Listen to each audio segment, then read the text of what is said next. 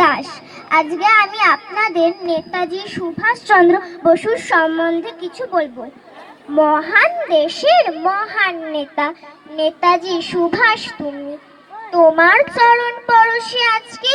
ধন্য ভারত ভূমি, ধন্য মাতা দেবী প্রভাবতী রত্ন গর্ভা তিনি, জানকী নাথ পিতা যে তোমার মহান পুরুষ যিনি, পিতৃকুল যে ধন্য হয়েছে তব শুভ আগমনে, মাতৃকুল ও সমান ভাবে গর্বিত মনে প্রাণে, তোমার মতন মেধাবী কজন আছে ভারত দেশে, দেশ মাতৃকার শৃঙ্খল মোচনে ব্রতী হলে অক্লেশে, আঘাত করলে আঘাত হানব এই তো তোমার নীতি, ভারতবাসীরা ভীরু নয় কভু, নাই যে মরার ভীতি, রক্ত দিলে স্বাধীনতা দেব ঘোষণা করলে যাবে, ভারত মাতার বীর পূজারীরা জাগ্রত হলো তবে, দলে দলে সব পতঙ্গের মতো যোগ দিল সংগ্রামে, সাদা চামড়ার ব্রিটিশ রাজারা ভয় পেয়েছিল মনে,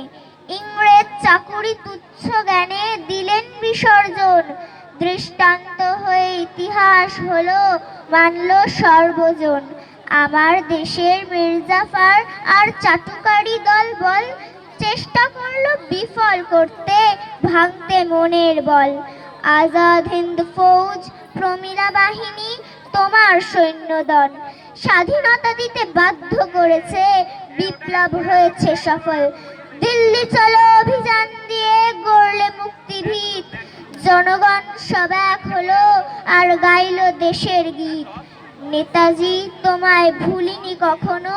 ভুলবো না কোনো দিন, নিঃস্বার্থ নেতা নেই দেশে আজ শুধবে তোমার ঋণ, তোমার মতন সাহসী মেধাবী রত্ন সম সন্তান জন্ম নিও এই দুর্ভাগা দেশে, বাঁচাও দেশের মান। নমস্কার।